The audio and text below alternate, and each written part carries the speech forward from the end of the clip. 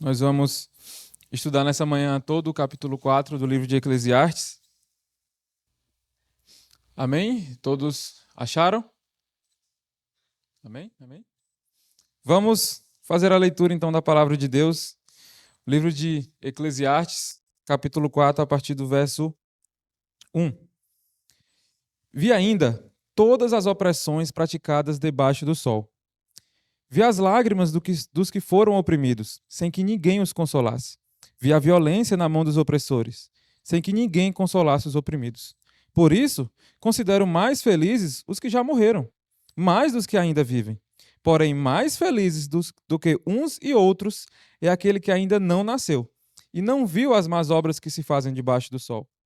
Então vi que toda a fadiga e toda a habilidade no trabalho provém da inveja do ser humano contra o seu próximo. Também isto é vaidade e correr atrás do vento. O tolo cruza os braços e destrói a si mesmo. Melhor é um punhado de descanso do que ambas as mãos cheias de trabalho e correr atrás do vento. Então considerei outra vaidade debaixo do sol. Um homem sem ninguém, que não tem filhos nem irmãos, mas que não cessa de trabalhar e cujos olhos não se fartam de riquezas. E ele não se pergunta: para quem estou trabalhando se não aproveito as coisas boas da vida? Também isto é vaidade e enfadonho o trabalho. Melhor é serem dois do que um, porque maior é o pagamento pelo seu trabalho. Porque se caírem, um levanta o companheiro. Mas ai do que estiver só, pois caindo não haverá quem o levante. Também, se dois dormirem juntos, eles se aquecerão. Mas se for um sozinho, como se aquecerá? Se alguém quiser dominar um deles, os dois poderão resistir o cordão de 3 dobras, não se rompe com facilidade. Melhor é o jovem, pobre e sábio, do que o rei, velho e tolo, que já não se deixa admoestar. Porque ele saiu da prisão para reinar, embora tenha nascido pobre e sem reino. Vi todos os viventes que andavam debaixo do sol com o jovem sucessor, que ficará em lugar do rei. Era sem conta todo o povo que ele dominava, mas os que virão depois não estarão contentes com ele. Na verdade, também isto é vaidade e correr atrás do vento. Amém? Vamos orar agora, pedindo para que o Senhor, através do Espírito Santo, possa nos conduzir neste momento de exposição da palavra de Deus e que, de fato, essa mensagem possa penetrar os nossos corações. Vamos orar. Senhor, nós te agradecemos pelo privilégio de poder ouvir a tua palavra, de poder ler publicamente a tua palavra. Nós sabemos que isso não é um privilégio de todos os cristãos, Pai. Nós te pedimos que o teu Espírito Santo possa agir em nossos corações, em nossa mente, que tudo que venha a ser falado aqui, Senhor, seja da tua parte e que eu seja um mero instrumento, Pai. Que essa mensagem possa tocar o coração dos meus irmãos, assim como tocou o meu durante o preparo dela, Senhor. Que o Senhor tire toda distração, tire qualquer empecilho, Deus, e que o nosso foco, o nosso coração, a nossa mente esteja neste momento aqui, Pai. Que o Senhor possa, de fato, moldar as nossas vidas através da tua palavra, Pai. É isso que nós choramos e te agradecemos. Amém. Meus irmãos, eu cheguei com Sara aqui em São Paulo fazem uns 4 meses, eu acredito. E não, é inevitável que eu não faça comparações do estilo de vida que nós tínhamos no Piauí e do estilo de vida que nós estamos tendo aqui em São Paulo. A rotina é diferente. Eu ver vocês e ver a rotina de vocês é diferente de como eu vi a rotina dos irmãos lá em Piripiri, no Piauí. E isso tem me gerado alguns questionamentos sobre ideal de vida, sobre o que é que move a vida em São Paulo, né? E nós nem estamos na capital, né? Conversando com alguns amigos, irmãos, a maioria fala, ó, aqui nós estamos no interior. São Paulo é outra coisa, é muito mais acelerado do que tudo isso que você está vendo aqui. Eu me lembro que quando eu cheguei com Sara, a gente falou, ó, nossa rotina vai mudar. A gente estava lá na missão e todos os nossos esforços eram para a missão. Inclusive, o nosso sustento, a gente não se preocupava, porque vinha dos irmãos. E glória a Deus por isso. Chegando aqui, vamos buscar trabalho, vamos buscar sustento. E aí, algo que era, acordava, ia para a igreja, passava o dia na igreja, ia para os povoados, tinha discipulado com os meninos, jogava bola de tarde. Agora acorda e vai trabalhar, aí vai trabalhar mais, aí depois chega, aí tem um tempinho, e nesse tempinho se desdobra para tentar fazer um discipulado, ir no grupo de discipulado, vir na igreja aos domingos. É uma rotina muito diferente. De fato, muito diferente. E eu fiquei me questionando sobre isso. Eu fiquei, como é que funciona? O que é que move tudo isso? Qual que de fato é o ideal das pessoas por trás dessa rotina, de certa forma, maluca? Para mim, que estava vindo de lá, essa rotina ela é muito diferente. E eu fiquei me questionando sobre isso. E nesses questionamentos eu fiquei pensando, algumas pessoas têm o seu ideal de vida, têm o seu objetivo de vida, talvez no seu trabalho.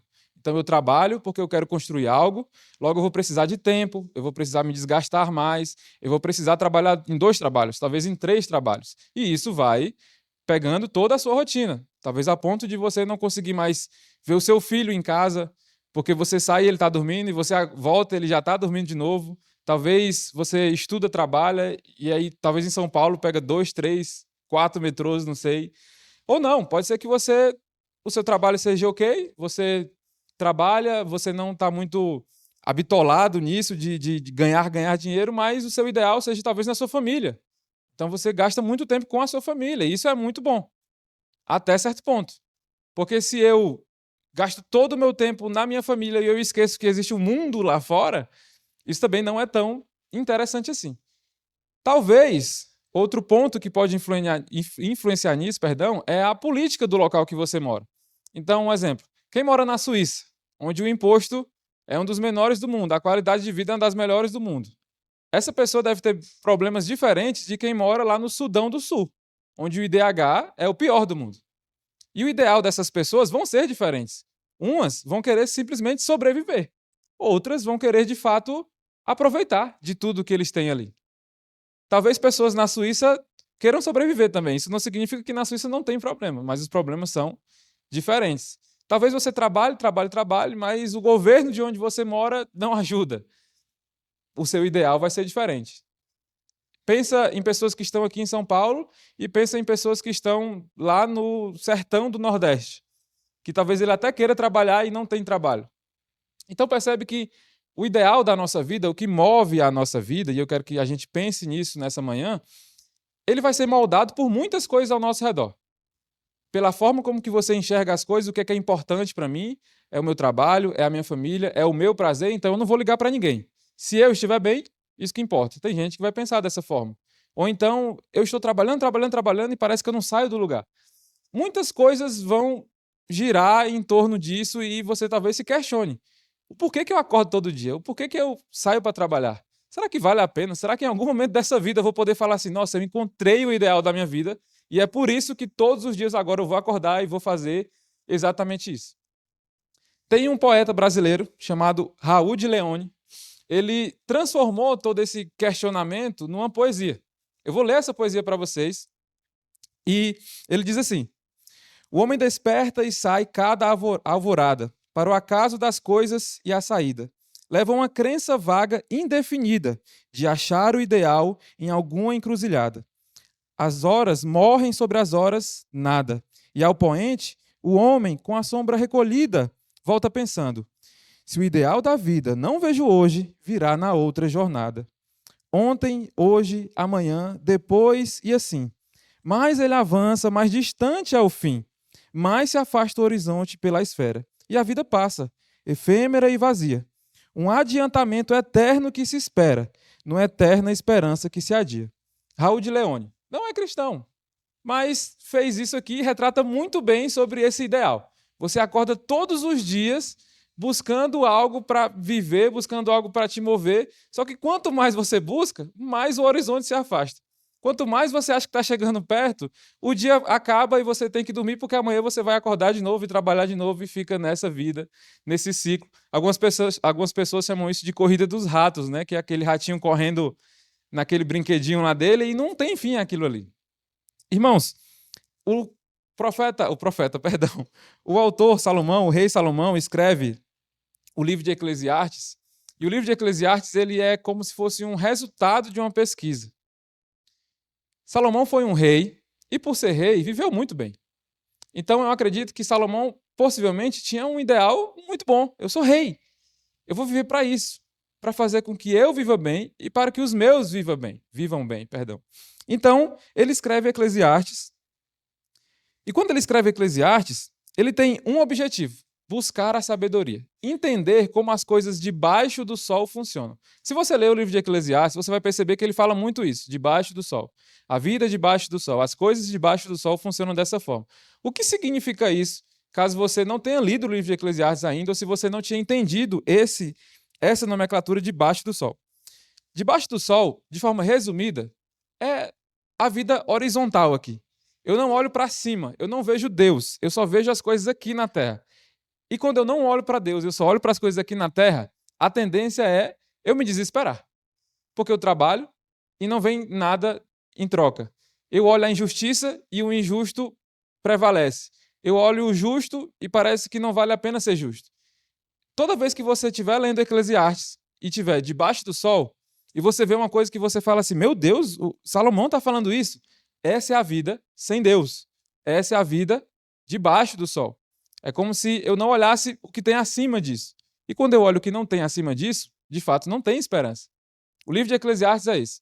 E para quem que ele escreveu isso? Possivelmente, lá no final, nos últimos versículos, ele vai falar que ele escreveu isso para o seu filho e para os jovens do seu reino, né? Por quê? Salomão foi o homem mais sábio do mundo. Mas nós temos muitos relatos de Salomão que parecem não ser tão sábios. Um exemplo disso é as suas mulheres que ele teve. Não parece ser sábio um homem que é o mais sábio do mundo ter mais de 1000 mulheres. Isso não é ser sábio. Em outros relatos, você vai ver o próprio rei Salomão deixando que outros deuses sejam adorados ao invés do Deus verdadeiro. Isso não parece ser sábio para um rei. Só que no final de sua vida, Salomão escreve o livro de Eclesiastes, possivelmente já arrependido de tudo que ele fez, e falando assim, olha, eu vivi dessa forma. Não façam isso. Sejam sábios. Mesmo eu sendo o homem mais sábio, sejam um pouco mais sábios do que eu. Vivam dessa forma. E o livro todo ele vai trabalhar sobre isso. Como que um homem pode ser sábio? Como que um homem pode desfrutar de tudo isso? E como que é a vida debaixo do sol? Se você já sabe como é que é a vida debaixo do sol, uma coisa prática que você pode fazer é olhar acima do sol, porque lá você vai ver quem? Deus. Então, esse é um resumo do que é o livro de Eclesiastes.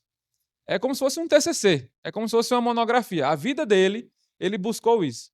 Só que lembra, se eu falasse hoje eu vou viver todos os prazeres dessa vida, eu não ia conseguir. Eu não tenho dinheiro para isso.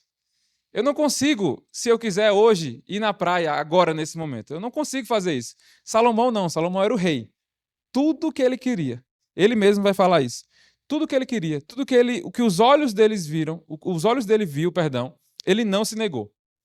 Essa foi a vida de Salomão. E quando ele escreve isso, ele não fala assim, algum outro rei me disse que a vida é desse e desse jeito. Não. Ele fala assim, eu vi isso e isso acontecer. Então é um relato, de fato, ocular. Ele viu, ele presenciou, ele participou da maioria das coisas que tem aqui. Esse é o livro de Eclesiastes. A busca de Salomão por essa sabedoria, por entender como funcionam as coisas debaixo do sol. Então nós chegamos no capítulo 4. Eu aconselho muito que você leia todo o livro de Eclesiastes, é muito bom de fato. Nós já fizemos um estudo quando estávamos lá em Piripiri, em todo o livro, e foi algo, de fato, muito edificante. Porque parece que Salomão não estava olhando apenas para o seu reino. Parece que ele estava olhando para uma sociedade alguns 1000 anos depois dele. Nós chegamos, então, no capítulo 4, onde Salomão vai trabalhar sobre as tribulações da vida.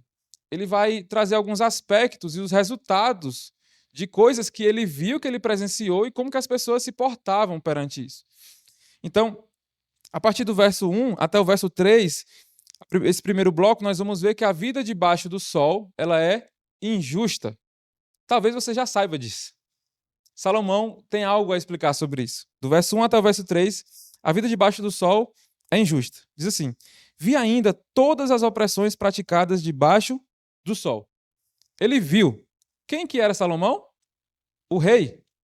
Se o rei viu que há injustiça e ele não fez nada, nós já podemos colocar uma culpa aí em Salomão. Porque se ele é o rei, ele é esse cara que faz isso. Ele é o responsável por poder falar, está acontecendo uma injustiça aqui. Eu preciso resolver isso. Salomão, possivelmente, muitas das vezes, ele foi o praticante da injustiça dentro do seu reinado. Isso é uma afirmação. A vida debaixo do sol é injusta. Ele viu Quem aqui não vê opressão? Nós vemos opressão todos os dias. Às vezes acontece com nós mesmos, às vezes nós somos os opressores. Ela existe, porque essa é a vida debaixo do sol. Não tem muita esperança se eu não olhar acima do sol. Mas Salomão continua. Vi as lágrimas dos que foram oprimidos sem que ninguém os consolasse. Vi a violência na mão dos opressores sem que ninguém consolasse os oprimidos. Hoje, eu não tenho um número sobre isso, eu até pensei em pesquisar, mas quantas pessoas será que estão pagando penas por coisas que não cometeram? Agora mesmo, esses dias, lá na cidade de Piripiri, um homem foi solto após 3 anos, quando a defesa dele conseguiu comprovar que ele não tinha sido o mandante de um crime. É um senhor de idade já. Só que ele passou 3 anos lá. 3 anos da sua vida ele passou preso por algo que a justiça conseguiu dizer que ele não cometeu. A gente já fica, às vezes, irado e já fica revoltado quando talvez um adolescente, o irmão fala assim, foi você que fez, e aí o outro fica de castigo por algo que não foi ele que fez. Talvez quando a gente está na empresa ali, no seu trabalho, acontece alguma coisa e cai sobre você. Imagina você passar 3 anos preso por algo que você não fez. Longe da família, longe dos amigos, sem liberdade. 3 anos. Isso acontece e é a coisa mais comum do mundo. Talvez aconteceu com você já, talvez você foi essa pessoa injustiçada. E aí você olha para um lado e para o outro e não tem ninguém que fala assim, não, eu confio em você, eu acredito em você. Essa é a vida debaixo do sol. Ela é injusta. Sabe por que ela é injusta? Lá em 1 João 5,19, diz assim, você não precisa abrir. 1 João 5,19, o apóstolo escreve, sabemos que somos de Deus e que o mundo inteiro jaz no maligno. Nós precisamos entender isso. Essa vida aqui, esse mundo, ele é caído. Ele está corrompido pelo pecado. Eu não posso sair de casa e pensar assim, nossa, hoje todo mundo que passar ao meu redor vai fazer o bem comigo. Hoje todas as pessoas que eu olhar, elas vão me dar um bom dia e vão sorrir. Talvez você sobe o ônibus, você dá bom dia pro motorista, ele fecha a cara e tipo assim, só me paga aí e entra aí, por favor. Eu não quero conversa. Talvez você chega feliz na escola e dá bom dia para a professora e ela, senta aí, fecha a boca que eu vou te dar aula hoje. Pode acontecer isso, talvez possa acontecer dentro da sua casa já, né? Você acorda e, bom dia, família. Que bom dia para quem? A vida debaixo do sol, ela é injusta, nem todo mundo está tão feliz assim, nem todo mundo quer ficar rindo pro vento, nem todo mundo quer te tratar bem. Isso vai acontecer, nós precisamos entender isso. Nós somos de Deus, o mundo não, o mundo é caído, o mundo está corrompido. Ele não vai se resolver assim do dia para a noite. As pessoas não vão terem uma moral, uma ética de do dia para a noite todo mundo virou bom, todo mundo agora é de Deus. Isso não vai acontecer. A tendência é piorar, na verdade. Até o dia que o Senhor voltar, a tendência é isso piorar. A vida debaixo do sol é injusta. E o que é que isso afeta de fato? Talvez a gente queira culpar o Senhor por isso. Aconteceram coisas comigo e onde é que o Senhor estava? Meu pai é assim, minha mãe é desse jeito, essa pessoa me traiu. E cadê o Senhor que disse que se preocupa comigo? O Senhor está na sua santidade, ele não compactua com o pecado. É essa vida que está corrompida. O Senhor continua santo. E aí eu tenho algo para falar para vocês. Exatamente para vocês e ao meu coração também. Eu não sei o que fizeram com você. E você não é responsável pelo que fizeram com você. Mas você é responsável pelo que você vai fazer a partir disso. Você não é responsável pelo que fizeram com você, se traíram você, se desonraram você, se bateram em você, se simplesmente, ao invés de entregarem amor que você entregou, entregaram ódio, você não é responsável por isso. Mas você é responsável pelo que você vai fazer a partir de hoje. Quando eu tinha cerca de 12, 13 anos, até os 15 anos, eu morava numa favela lá em Fortaleza. E eu fui criado com amigos, que alguns hoje nem vivos estão mais. A criação foi a mesma, no sentido de escola, no sentido de... Eu conhecia as mães deles, eu sabia que as mães eram mães que repreendiam, que os pais repreendiam. Mas alguns escolheram outros caminhos. Eu escolhi um outro caminho.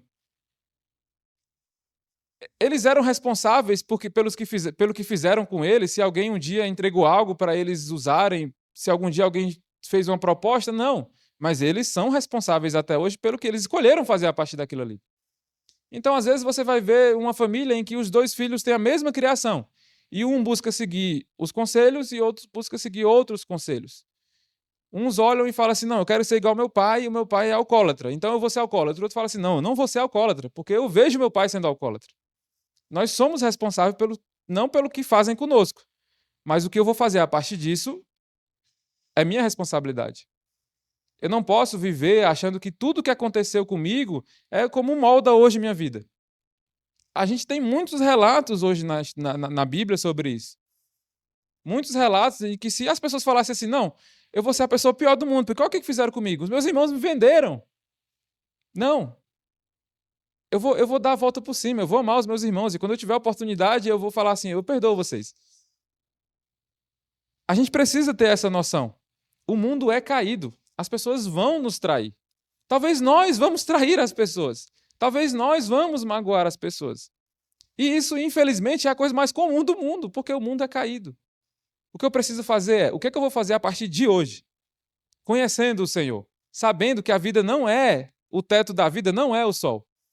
Sabendo disso, agora eu tenho responsabilidade sobre o que eu faço. Se me traíram, eu não vou trair. Se me desonraram, eu não vou desonrar. Mas, infelizmente, eu não posso esperar isso de todo mundo. E essa vida injusta, quando Salomão, na sua pesquisa, ele chega a uma conclusão. Tem duas possibilidades, então, para eu não viver essa injustiça. Essas duas possibilidades, ele continua no verso 2 e no verso 3. Por isso, considero mais felizes os que já morreram. Essa é a primeira possibilidade. Mais dos que ainda vivem. Porém, mais feliz do que uns e outros é aquele que ainda não nasceu e não viu as más obras que se fazem debaixo do sol. Veja bem, Salomão está falando então que há uma solução para isso, para você não viver dentro desse mundo injusto. É o quê? Não está aqui. Salomão não está falando que a morte é a solução. Mas Salomão está falando que se você não vive neste mundo, logo você não sofre as injustiças deste mundo. Por que a morte então não é a solução? Porque se você morre hoje, você vai receber uma justiça que não é a humana, que não é a falha. Você vai receber a justiça de Deus. Então pense bem no que você vai fazer com a sua vida. Porque o que Salomão está falando é, se pudesse escolher, eu não viveria neste mundo, porque não tem para onde correr. Mesmo que eu fique isolado na minha casa, a injustiça vai chegar até lá. Quem que é feliz, então? Quem não está aqui. Quem nem nasceu e quem já morreu. Só que quem já morreu já está também dentro de uma outra justiça. E essa justiça é a justiça divina. Então, nunca olhe para esse texto com... Salomão está falando, então, que eu posso morrer. Porque aí os problemas vão acabar. Os problemas deste mundo. Lembre que nós temos uma vida eterna, com Deus ou sem Deus. Salomão, então, olha para tudo isso e ele fala, a vida é injusta, eu não posso esperar nada de ninguém, eu não posso achar que as pessoas vão me ajudar. E uma coisa que nós precisamos aprender, então, é que esse ideal, lembra, esse objetivo de vida, ele não pode ser buscado, então, na justiça humana. Porque eu posso até olhar assim, não, eu vou amar essa pessoa, eu vou me entregar por esse trabalho, eu vou fazer de tudo por esse plano, e pode ser que amanhã você não consiga, ou pode ser que o seu chefe lhe demita, ou pode ser a pessoa que você ama traia você. Qual que é a tendência disso, então? Eu vou confiar só em mim. Eu vou confiar só na minha própria força. Já que a justiça é falha, já que as pessoas traem, já que ninguém parece que gosta de ninguém, parece que não existe amor em São Paulo, eu não vou confiar em ninguém, então. Eu não vou mais querer me entregar, eu não quero ser vulnerável para ninguém. Porque parece que não faz sentido. E aí, ele continua do verso 4 até o verso 8. É o resultado, então, disso. Já que eu não posso confiar em ninguém, eu vou confiar na minha própria força. O resultado da injustiça, então, é uma vida voltada para o próprio prazer. E também para a inveja humana. Eu não confio em você, mas eu gosto das coisas que você tem. Me parece que a sua vida é melhor do que a minha. Então, eu vou fazer coisas para tentar alcançar essa sua vida. Vamos ler, então, do verso 4 até o verso 8. Diz assim, então vi que toda fadiga e toda habilidade no trabalho provém da inveja do ser humano contra o seu próximo. Também isto é vaidade e correr atrás do vento. Ele viu, ele não pesquisou nos livros da época dele. Ele viu isso acontecer. Ele viu que as pessoas trabalhavam naquela época, porque elas olhavam para a vida do próximo e falavam: eu quero esse carro, eu quero essa vida. E eu vou fazer de tudo, então, para eu ter essa vida. Não é que eu quero a melhor vida para mim e para minha família, é que eu quero a melhor vida que o meu irmão tem. E por isso eu vou trabalhar. E por isso eu vou pisar em cima de quem for necessário para fazer isso. Essa é a inveja que existe. E ela não existe hoje, né? Hoje não. Hoje todos estamos muito satisfeitos com o que a gente tem. Hoje a nossa vida, graças a Deus, eu não preciso olhar para o próximo. Quem pensa nisso é o maior ingênuo, talvez, ingênuo da Terra, ou talvez hipócrita. Porque infelizmente acontece. E isso começa desde bebê. Você vê duas crianças e fala: as duas têm 2 brinquedos, não, mas eu quero aquele brinquedo. Mas é o mesmo brinquedo, não, mas eu quero aquele dele, eu não quero o meu brinquedo. E quem que ensinou isso para essa criança? E aí talvez os pais olhem e falem assim: nossa, eu vou repreender o meu filho porque ele faz isso, mas o pai tá tipo assim: mas eu quero aquele carro, eu não quero o meu carro. Eu quero aquela casa, eu não quero a minha casa, eu quero aquele trabalho, eu não quero o meu trabalho. E a gente fica sempre nessa ânsia de buscar coisas que os outros têm. E quando eu tenho aquilo, eu falo assim: não parece ser tão legal como era quando estava na mão daquela pessoa. Eu vou buscar outra coisa agora, eu vou buscar outro ideal da minha vida, porque parece que o meu ideal não é tão legal assim. Era legal quando estava longe. Quando eu tenho agora, parece que eu fiquei num tédio aqui. Eu tenho que buscar outra coisa. Infelizmente, a vida é essa. As pessoas ficam buscando coisas, e parece que não tem fim. Salomão vai trabalhar 2 aspectos disso. Existem 2 tipos de pessoas que, quando olham para o lado e falam que parece que eu não posso confiar em ninguém, existem 2 tipos de pessoas. A primeira é o tolo. Olha no verso 5. O tolo cruza os braços e destrói a si mesmo. Já que eu trabalho e não tem resultado, já que eu saio todo dia e parece que eu não estou construindo nada, eu vou deixar a vida me levar. Eu vou cruzar os braços. Que se eu viver, que eu viva, que se eu morrer, que eu morra. Porque parece que não faz sentido esse trabalho todo. Esse é o tolo. Já que eu não estou vendo resultado, eu cruzo os meus braços e eu destruo a si mesmo. Eu cruzo os meus braços e falo assim: ó, vocês que procurem aí o que vocês querem. Eu desisto disso tudo. E aí no verso 6 ele fala assim: melhor é um punhado de descanso do que ambas as mãos cheias de trabalho e correr atrás do vento. O tolo olha e fala assim: trabalhar e correr atrás do vento, porque amanhã eu vou ter que ir de novo. No final do mês eu vou receber meu salário e na primeira semana já não vai ter mais nada. Então eu vou virar um pedinte, eu vou buscar auxílio, eu vou me escorar nos meus familiares, porque parece que não faz sentido então esse trabalho todo. Já que não faz sentido, eu vou ser um tolo. E ele assume essa personalidade. Não quero mais trabalhar.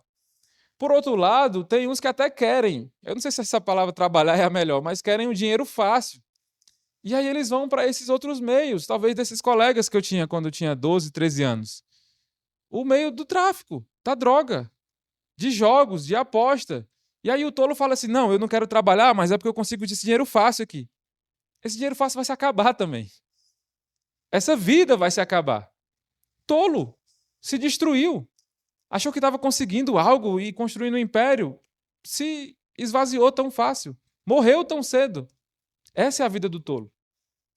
O tolo olha e fala assim: já que eu não consigo confiar em ninguém, eu vou dizer que isso é a desculpa para eu fazer qualquer coisa de tipo errado. Fazer qualquer aberração, pegar o que não é meu, roubar, matar. Essa é a vida do tolo. Ele cruza os braços e fala: eu não vou fazer isso que as pessoas que parecem ser certas estão fazendo. Não vale a pena. Só que tem um outro extremo disso. O outro extremo, no verso 7 diz assim: então considerei outra vaidade debaixo do sol. Um homem sem ninguém, que não tem filhos nem irmãos, mas que não cessa de trabalhar, e cujos olhos não se fartam de riquezas. E ele não se pergunta: para quem estou trabalhando se não aproveito as coisas boas da vida? Também isto é vaidade e enfadonho trabalho. Talvez isso se encaixe mais conosco. Talvez a gente não é esse tolo que simplesmente está esperando o dinheiro cair do céu, mas a gente talvez se aproxime muito desse cara aqui. Ele não tem famílias, ele não tem amigos. Aí você fala assim: não, mas eu tenho amigos, eu tenho famílias, ok. Mas a vida gira em torno de eu acumular riquezas. A vida gira em torno de eu trabalhar, eu trabalhar, eu trabalhar. E se sobrar um tempo, eu fico com os meus filhos. Se sobrar um tempo, eu vou na igreja. Mas o importante mesmo é eu pagar uma boa escola para os meus filhos. O importante mesmo é que eles tenham boas roupas. Não importa se eles vão me ver uma vez na semana. O importante é que eles estão comendo, indo na escola, fazendo várias atividades extracurriculares. Aonde que a gente chegou à conclusão de que essa era a boa vida para os nossos filhos, para a nossa família, para aqueles que a gente ama? Em que momento a gente olhou e falou assim, isso é a maior expressão de amor, dar dinheiro? Em que momento que isso se tornou o normal? E aí talvez você pense assim, Anderson, mas todo mundo tem que ter ambição na vida, eu concordo nisso. Todo mundo tem que ter planos e metas, eu concordo muito com isso. Mas o meu ideal não pode ser isso. Porque amanhã eu vou morrer e eu vou deixar o quê? Para quem? O próprio Salomão tem uma hora que ele entra em crise e fala assim, olha todo o meu reinado, olha tudo que eu construí. E se o meu filho que vier depois de mim destruir tudo isso? De que valeu a pena todo esse reinado? De que valeu a pena todos esses bens? Talvez o seu herdeiro seja simplesmente a pessoa mais tola do mundo. E o que você construiu em 30 anos e você não conseguiu aproveitar nada disso, vem o seu filho e fala assim: eu quero trocar tudo isso aqui por esse carro. E eu quero ter esse carro. Eu quero trocar tudo isso aqui por essa noitada. Não valeu a pena. Então você pode ter planos, você pode ter metas. Você pode ser ambicioso no sentido de eu queria esse emprego para a minha vida e trabalhar por isso.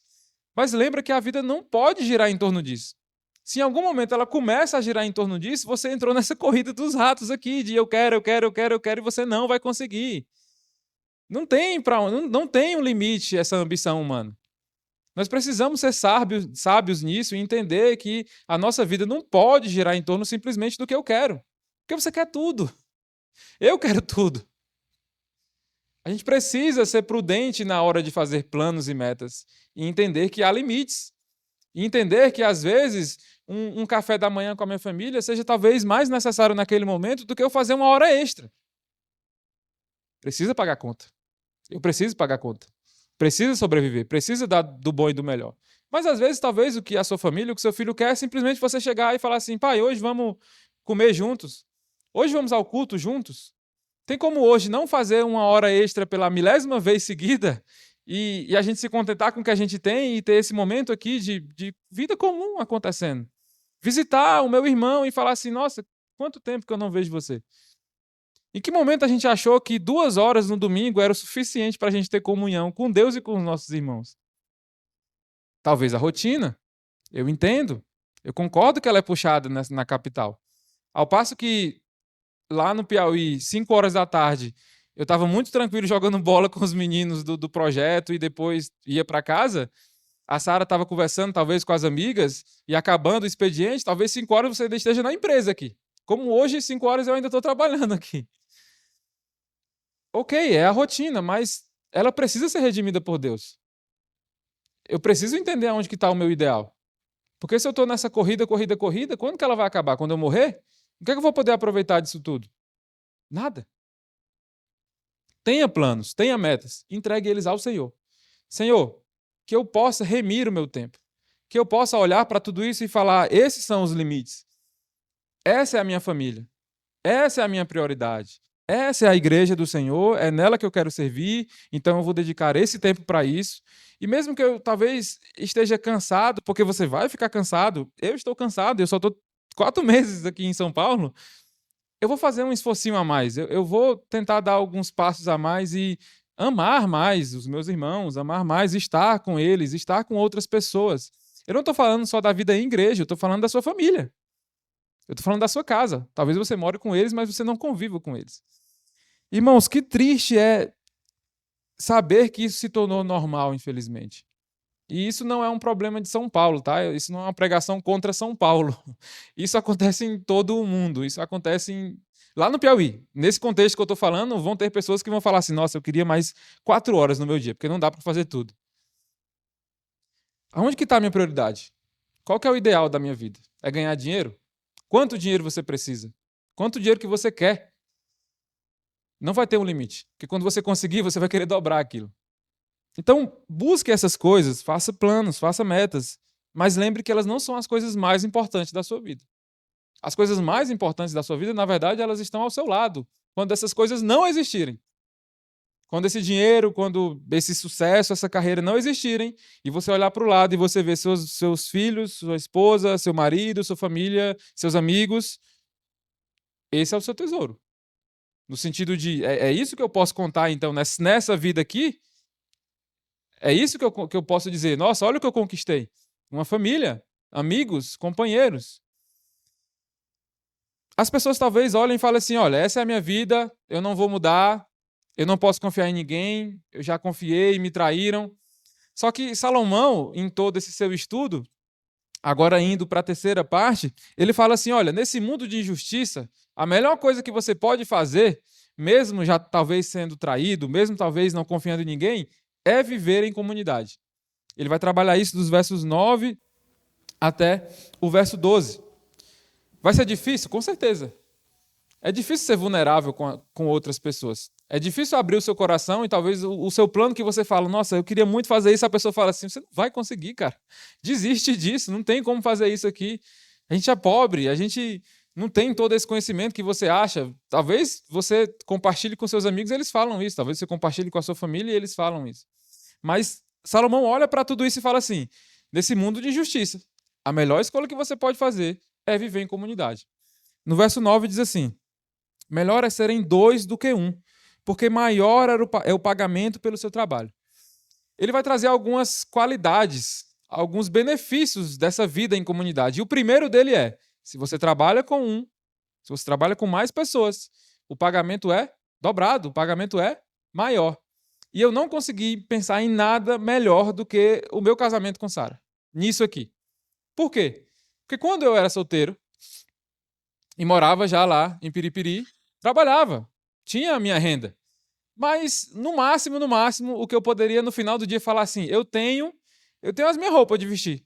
Era o que eu tinha, no máximo, eram as roupas que eu tinha para vestir. Nem carteira, ontem eu estava lá na casa do Gabriel, a gente estava conversando sobre essa fase minha solteira, nem automóvel, nem casa, nem nada.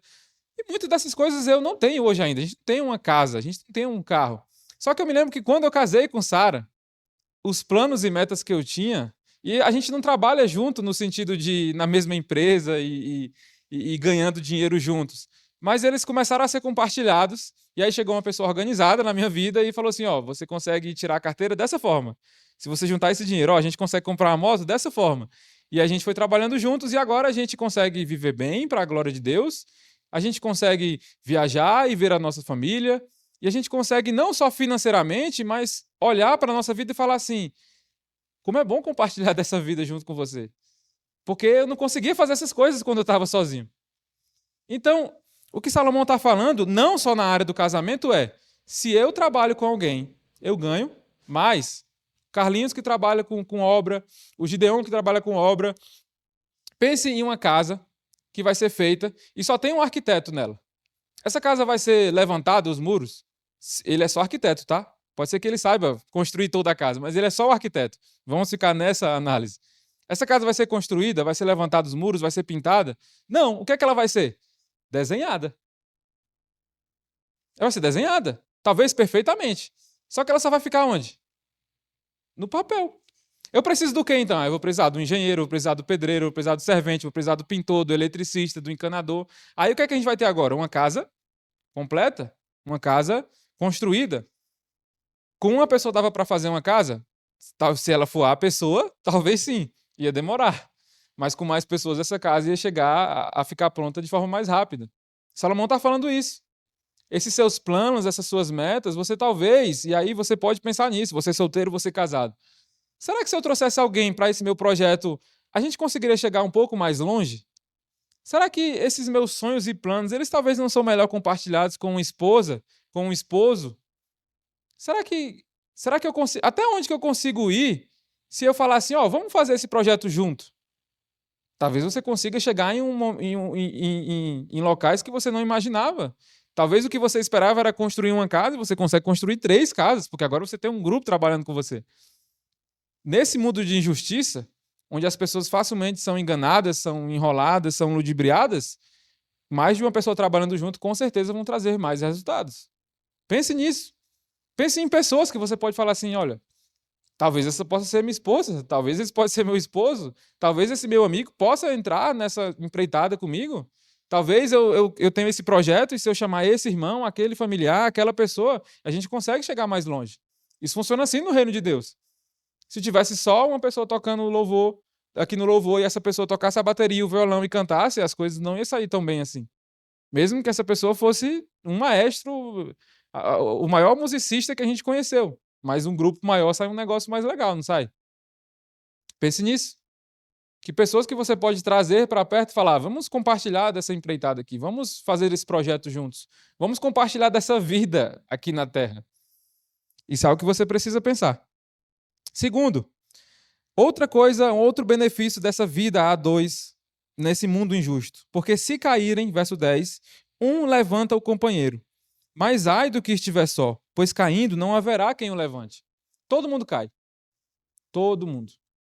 Seja fisicamente mesmo, talvez você faz tempo que não cai, mas quando a gente vai, infelizmente, envelhecendo, essas quedas vão voltando, as articulações vão piorando, a força vai caindo. Mas não só nessas quedas físicas que nós caímos, na vida mesmo. Às vezes a gente erra. Às vezes a gente toma uma decisão errada e faz com que a gente caia. Às vezes parece que a força não vem na perna e você não consegue buscar ajuda em ninguém. Mas será que eu não consigo buscar ajuda em ninguém porque eu mesmo não construí muros para me proteger? E quando eu tento olhar para um lado e para o outro, eu só consigo enxergar as barreiras que eu fiz? Que ninguém pode entrar nesse muro que é a minha vida? O próprio Salomão fala: mas ai do que estiver só, pois caindo não haverá quem o levante. Talvez você fale assim, nossa, mas ninguém me ajuda, tá todo mundo, eu sou contra tudo e contra todos, o mundo está contra mim. Talvez você criou essa barreira. Isso pode acontecer. Talvez você, numa visão de eu quero me proteger, eu não quero que ninguém chegue perto, por já ter sido traído, por já ter sido humilhado, por já ter sido debochado pelas pessoas. Mas e quando você cair? Que força que vai vir para puxar você? Aí você fala assim, não, Deus é minha força. Ok, Deus é sua força. Mas ele pode usar pessoas para fazer isso. Esse é um benefício de estar em união com alguém. Se eu estou fraco, aquela pessoa me levanta. E se eu estou forte? Eu levanto alguém. Nós precisamos aprender isso também. Se eu vejo alguém caído, eu levanto. Por quê? Porque a próxima queda pode ser a minha. Eu preciso ter essa mentalidade. A gente vê muito claro isso, essa visão de uma pessoa caindo sozinha e não sendo ajudada, na história do bom samaritano. Aquele homem estava viajando e aí acontecem coisas com ele e não tem ninguém com ele. E não porque talvez ele era uma pessoa má, mas ele decidiu ir sozinho para aquela viagem. Se aquele bom samaritano não chegasse, ele ia ficar ali e ele ia morrer ali. A gente precisa ser esse bom samaritano também. A próxima queda pode ser a nossa. E eu não sei quando isso vai acontecer. Se eu criar esses muros de proteção, quando eu tentar puxar o braço de alguém para me levantar, eu só vou encontrar o quê? Parede. E ai de mim quando isso acontecer e eu estiver sozinho. Eu preciso ter essa vida de comunidade para poder falar, olha, eu não consigo me levantar. Por favor, me leva, me arrasta. Eu não consigo, eu não tenho força. Mas a pessoa que vive sozinha não consegue fazer isso, mesmo estando dentro de uma comunidade. Porque ela mesma optou por essa vida isolada. No verso 11, Salomão continua dizendo assim: também, se dois dormirem juntos, eles se aquecerão, mas se for um sozinho, como se aquecerá? E aí talvez a gente só olha para o casamento nessa hora, né? Duas pessoas dormindo juntas, elas se aquecem. Só que, se a gente ler um pouquinho mais, no verso 12, diz assim: se alguém quiser dominar um deles, os dois poderão resistir. Me parece mais, então, que são de fato dois guerreiros, dois homens na empreitada da vida de guerras. Salomão talvez ouviu muitas histórias do seu pai, ele mesmo talvez participou de guerras, e ele olha e fala assim: olha, quando nós estamos fora de casa, no frio da noite, o que nós fazemos? Nós se aquecemos. Para a nossa sociedade, isso parece soar de forma muito, muito boa. Como assim, dois homens se aquecendo? Mas é de fato no sentido de, se eu tenho duas pessoas aqui, mais de um grupo, e se eu estou sozinho, o calor de mais de uma pessoa é maior. Eu consigo aquecer. Eu consigo proteger todo mundo. E principalmente, se nesse frio lá fora, alguém vier atacar esse grupo, as pessoas conseguem se proteger. Então, é tanto uma proteção contra o frio, quanto uma proteção contra os outros. Aquele homem que o bom samaritano encontrou, ele estava sozinho. Quando os ladrões, os assaltantes foram até ele, ele conseguiu se proteger? Não, porque ele estava sozinho. Mas se eu tenho mais de uma pessoa, eu consigo proteger aquela pessoa e aquela pessoa consegue me proteger. Olhe para essa cena de fato como um cenário de guerra, no sentido de homens se protegendo de ataques dos inimigos. Se eu estou sozinho, quem que vai me proteger? Ninguém. Não, mas eu confio na minha força. Mas pode ter alguém mais forte do que você. Vão ter pessoas mais fortes do que você. Você não é o super-homem. E mesmo que você seja mais forte do que os seus inimigos, e o frio? O que é que você faz com o frio? O que é que você faz com as adversidades da vida? Eu não consigo controlar o frio. Eu não consigo controlar as adversidades que chegam até mim. Uma doença, uma perca. Essas coisas acontecem e eu não sei o que fazer. Talvez se eu tiver um companheiro, essa pessoa consegue me consolar. Talvez se eu tiver uma família, se eu tiver uma esposa, um marido, uma igreja, essas pessoas conseguem chegar para mim e falar assim: olha, eu acho que você pode proceder dessa forma. Ou se não tiver solução, só me abraça aqui.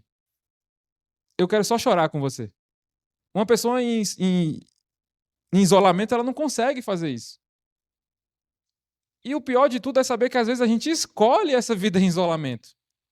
Salomão está deixando bem claro: nesse mundo injusto, procure companheiros. Procure amigos, procure família, busque estar em comunidade. Essas pessoas vão levantar você quando você cair.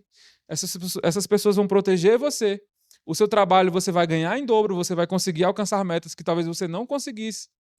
E ele finaliza com essa analogia no verso 12, dizendo que o cordão de 3 dobras não se rompe com facilidade. Muitas pessoas usam esse texto em momentos de casamento, mas é bem simples o que a gente precisa aprender aqui. Se eu fizer um nó, se eu fizer uma corda com simples um fio, esse fio pode ser facilmente rompido, mas quanto mais dobras eu for colocando, quanto mais fios eu for juntando ali, vai ser mais difícil de quebrar. Eu não sei quantos aqui já dormiram em rede, mas quando uma rede começa a quebrar um fio e aqueles fios vão se quebrando, você não deve mais deitar nela, porque ela vai quebrar e você vai cair. Mas quando você deita numa rede, que as redes dos punhos são muito grossas, você fala assim: eu posso dormir tranquilo aqui. Essa rede não vai quebrar comigo. É uma analogia muito simples. Quanto mais dobras, mais a segurança. Salomão trouxe, então, uma solução prática para essa injustiça no mundo, que é o quê? Eu preciso viver em comunidade. Só que tem um outro ponto ainda. Nós começamos lá no verso 1 até o verso 3 falando de uma injustiça. E eu falei que Salomão era o rei. Se Salomão é o rei e está tendo injustiça, nós precisamos trocar o rei. Porque é ele que deve trazer essa justiça. É ele que precisa fazer essa vida funcionar de forma justa naquele reino. Se eu faço tudo o que eu preciso, e mesmo assim o governo não me ajuda, eu preciso trocar o governo. Eles precisavam trocar esse rei. Esse rei não estava ajudando as pessoas. E aí ele traz uma solução, então, do verso 13 até o verso 16. Diz assim, e essa é a última parte, a última solução prática, então, para essa vida debaixo do sol. Melhor é o jovem pobre e sábio do que o rei velho e tolo, que já não se deixa admoestar, porque ele saiu da prisão para reinar, embora tenha nascido pobre em seu reino. Se há injustiça e há alguém que deve colocar justiça nessa casa, nós precisamos então trocar essa pessoa, porque se ele é o rei e ele não está fazendo nada, eu preciso buscar de fato algo mais sólido. Então, Salomão vai falar agora de 2 pessoas. O jovem, que era prisioneiro, mas era sábio, e o rei, que era velho e tolo. Ao passo que a nossa sociedade geralmente vai olhar para as pessoas mais velhas e falar que elas são mais sábias, Salomão inverte essa visão das coisas. Infelizmente, isso não é uma regra. Quanto mais velho, mais sábio. Deveria ser. Nós temos exemplos na nossa igreja de pessoas muito sábias e isso é gratificante. Toda vez que eu consigo sentar com os meus irmãos mais velhos e conversar com eles, eu falo: Deus, obrigado por isso. Mas se você vai lá para fora e você olha pessoas mais velhas lá fora, você fala assim: meu Deus, por que essa idade e por que pensamentos tão tolos? Por que não conseguiu chegar na verdade ainda? Por que pensa dessa forma? Por que age dessa forma? Pessoas velhas, infelizmente, não significam que são pessoas sábias. O que Salomão quer falar aqui é: se esse rei for um rei jovem, mesmo ele ter sido um prisioneiro, então ele quer trazer um aspecto de tipo assim, olha quem era esse tipo de pessoa, um prisioneiro, mas ele for sábio, olha o resultado disso.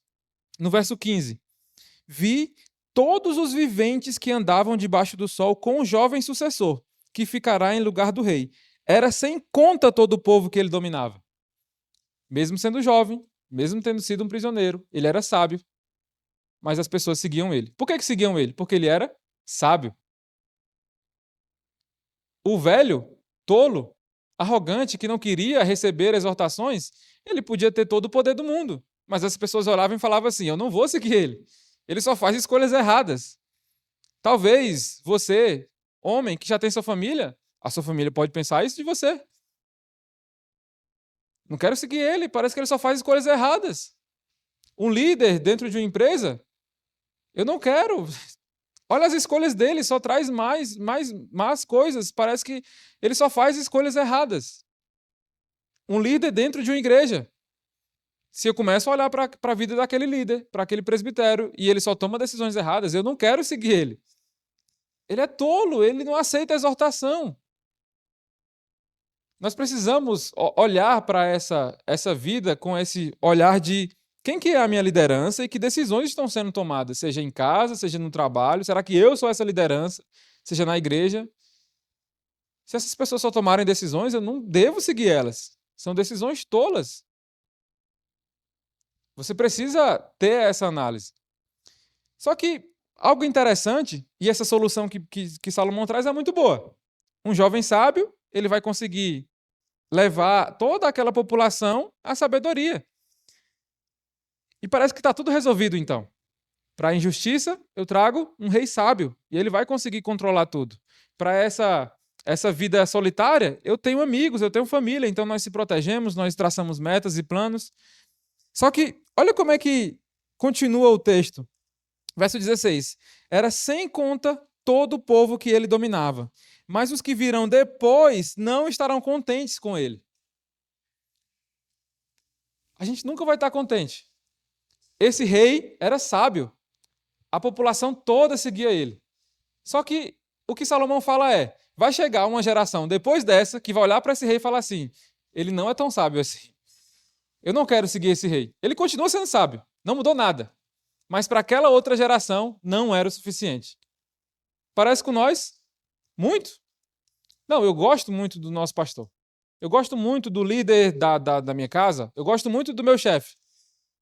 Mas tem alguma coisa faltando. Eu não sei o que é. Tem alguma coisa que eu acho que dava para melhorar e eu não consigo enxergar, mas alguma coisa está faltando. A gente sempre vai ter essa análise das coisas. A gente nunca vai estar satisfeito com nada.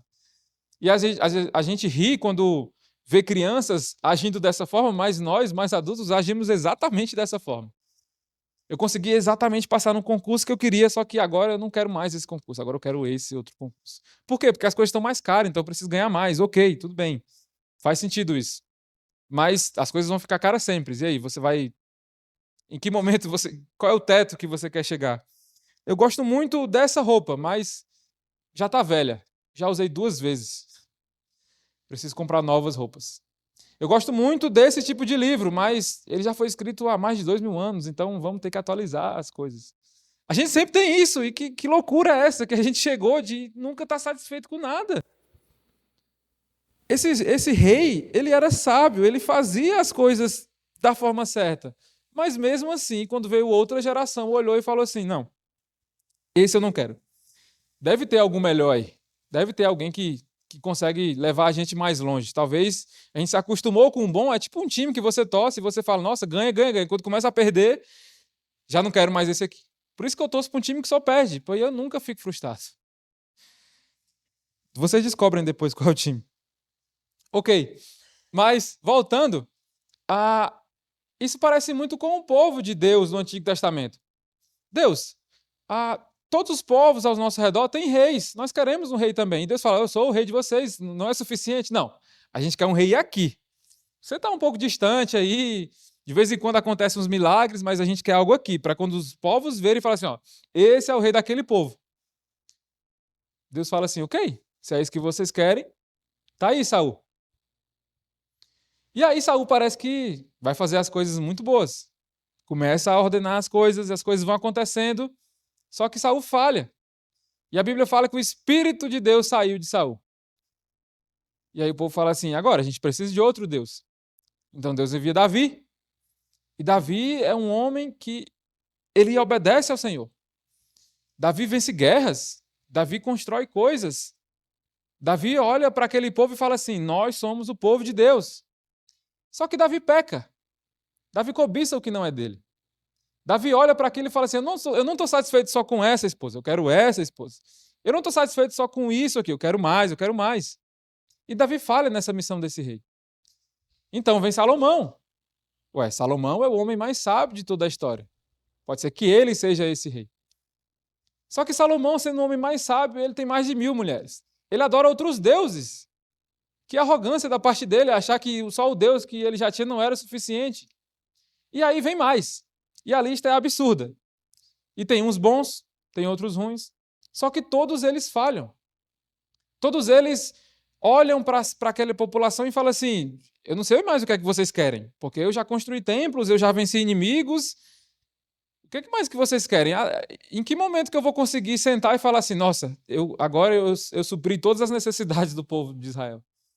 E eles ficavam nessa angústia de, Senhor, para onde que eu posso de fato olhar? Até que uma vez, o profeta Zacarias, sendo usado por Deus, ele escreveu exatamente isso. Alegre-se muito, ó filha de Sião. Exulta, ó filha de Jerusalém.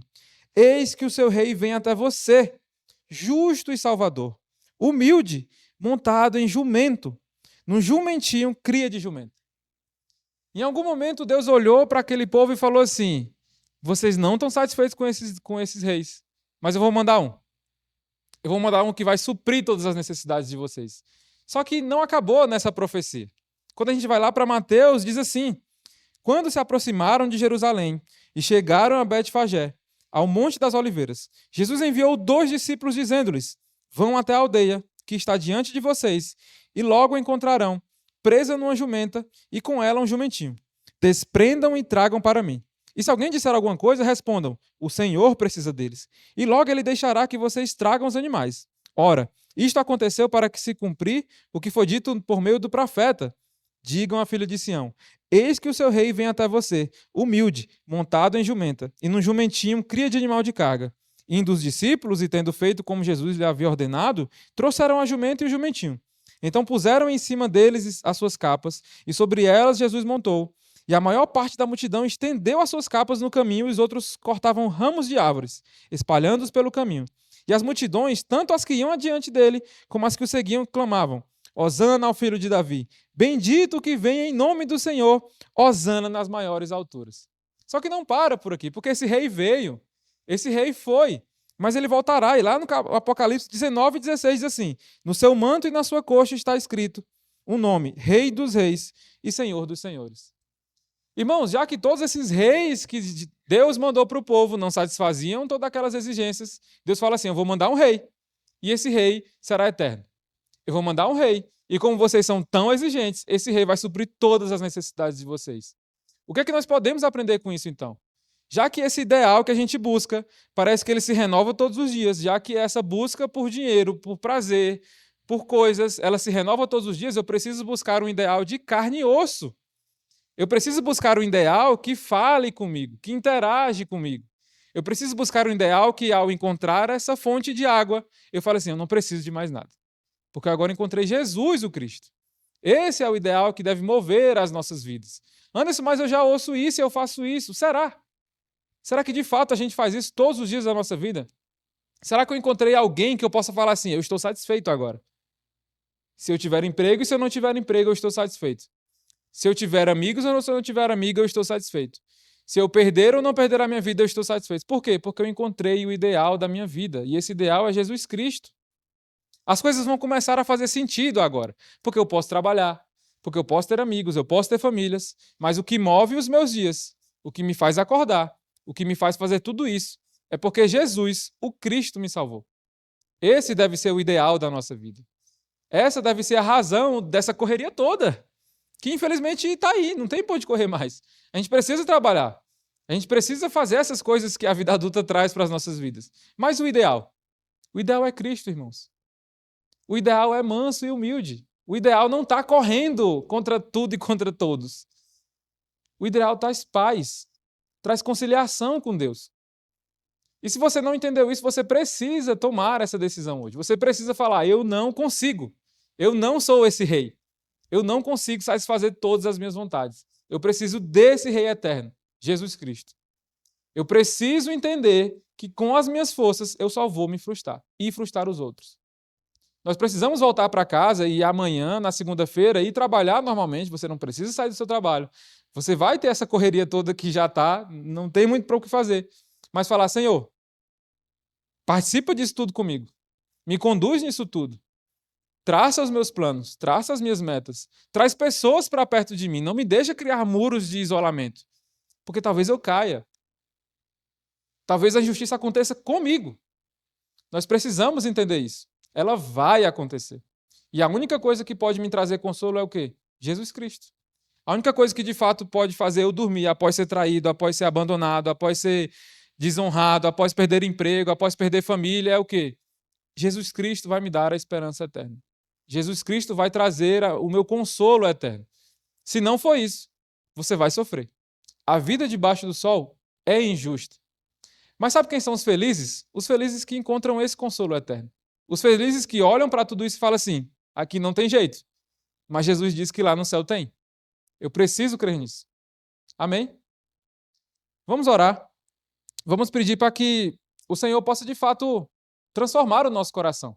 Não deixar que essa correria, que essa busca infinita por prazer possa nos tirar essa visão de que o Senhor é esse rei que traz de fato essa esperança para nós. Senhor, nós te agradecemos por essa manhã, nós te agradecemos porque o Senhor nos trouxe até aqui. Pelo nosso desejo, nós não estaríamos aqui, pela nossa força, nós não estaríamos aqui. Mas o Senhor preparou esse momento de culto ao Senhor, Pai. Nós temos planos, nós temos metas. A vida é corrida e, por muitas vezes, nós nos deixamos levar por essa correria e esquecemos das coisas primordiais da nossa vida. Nós esquecemos que o nosso ideal não deve estar, Senhor, na justiça humana. O nosso ideal, a nossa fonte de vida não deve estar, Deus, no nosso emprego, no nosso sustento, nem mesmo em pessoas que nós amamos, Pai, porque, infelizmente, essas pessoas são falhas. Nós somos falhos. Eu te peço, Deus, que o nosso ideal esteja em Cristo Jesus. Alguém que nunca, Deus, vai nos desamparar. Alguém que nunca vai nos deixar para trás, Pai. Alguém que sempre se preocupou, Deus, e que mesmo que a gente chegasse sem nada nas mãos, mesmo que nós não tivéssemos nada a oferecer, o Senhor sempre esteve de braços abertos para nos receber, Pai. Que nós possamos nos arrepender das nossas falhas, Pai. Que o Teu Espírito Santo possa nos convencer do nosso pecado. E que se alguém não tomou essa decisão, Pai, que possa tomar. Se alguém não chegou a essa conclusão de que não consegue sozinho, que possa chegar, Senhor. O Senhor fez isso ao decorrer da história, que o Senhor continue fazendo, Pai. Que o Senhor possa, Deus, a cada dia mais acrescentar pessoas no Teu reino. Acrescentar pessoas na Tua família, Pai. É um privilégio, Deus, termos esse momento aqui de culto em comunhão. Que isso possa se repetir, Senhor. Que eu possa olhar para a vida agora de uma forma diferente. Que eu possa compartilhar dessa vida com as pessoas que o Senhor colocou ao meu redor, Pai. E que eu possa sentir prazer nisso. Essa vida aqui, infelizmente, é injusta, Pai. Nós sabemos disso. Mas nós somos do Senhor. O mundo jaz do maligno, Pai, mas nós não. Que isso possa estar muito firme na nossa mente, Pai. É isso que nós choramos e te agradecemos. Amém.